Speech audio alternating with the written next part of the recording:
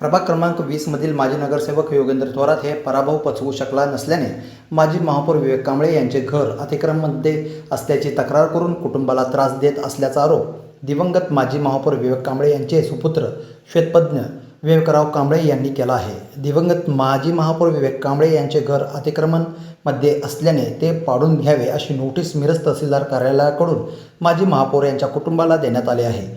ही तक्रार योगेंद्र थोरात यांनी केली असून हे घर अतिक्रमणमध्ये नसल्याचा कोर्टाचा निकाल त्यांच्याकडे असल्याचा खुलासा श्वेतपद्म कांबळे यांनी केलेला आहे। बौद्ध समाजाचा नेता स्वतःला म्हणवून घेणारे योगेंद्र थोरात हे बौद्ध समाजालाच त्रास देत असल्याचा आरोपही त्यांनी केलेला आहे।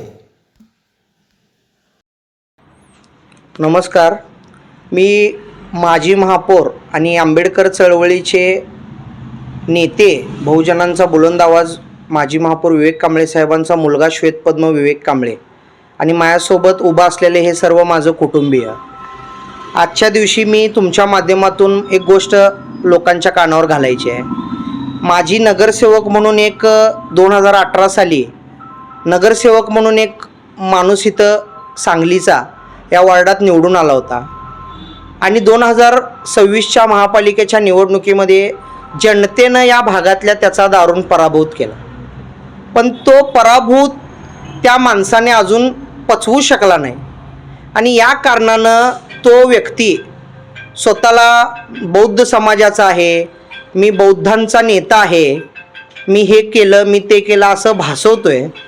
पण एक गोष्ट मला या ठिकाणी तुम्हाला सांगायची आहे, हाच व्यक्ती स्वतःच्या जातीच्या लोकांना जाणून बुजून त्रास देण्याचं काम करतो। हे एक 8 दिवसापूर्वी मला माननीय तहसीलदार मॅडमांची नोटीस आली की महात्मा फुले चौकामध्ये जे माझं राहतं घर आहे ते घर तुम्ही अतिक्रमणामध्ये आहे आणि पाडून टाका। तहसीलदार मॅडमांना कदाचित त्या गोष्टीची माहिती नसावी, पण माझ्याकडे कोर्टाचा निकाल आहे, तसा निकाल मी कोर्टाचा तहसीलदार मॅडमांना देणारसुद्धा आहे की हे घर अतिक्रमणमध्ये नाही। माझ्या वडिलांनी वारंवार ही गोष्ट सांगितलेली आहे, मी व माझ्या कुटुंबियांनी कुठल्याही प्रकारचं अतिक्रमण केलं नाही, पण वारंवार माझी चुलती, मोठी चुलती आणि माझी अजून एक चुलती, या दोघींच्या नावाने नोटीस पाठवणे, माझ्या आईच्या नावाने नोटीस पाठवणे, माझ्या 1.5 वर्ष झालं माझं लग्न होऊन माझ्या मिसेसच्या नावाने नोटीस पाठवणे, महिला आहेत म्हणून कुठेतरी त्या भीतील आणि त्यांना भीती दाखवायचं काम योगेंद्र थोरात हा एक माजी नगरसेवक करत आहे। खऱ्या अर्थानं कोर्टाचा निकाल असताना सुद्धा त्याला वाटलं की आम्ही कोर्टात जाईन, म्हणून त्यांनी आज ही आम्हाला कॅव्हेट नोटीस पाठवलेली आहे। आम्ही कोर्टात जायची तुझ्या नोटीसच्या विरोधात कुठलीही गरज नाही, तू जी तक्रार करतोस ना याच्यात क्लिअर मेन्शन आहे, योगेंद्र भगवान थोरात माजी नगरसेवक यांच्या या कार्यालयाकडील अर्ज 4/3/2026चा, म्हणजे अवघ्या निवडणूक होऊन 40 दिवसाच्या आत त्याने ह्या कारभार केलेला आहे।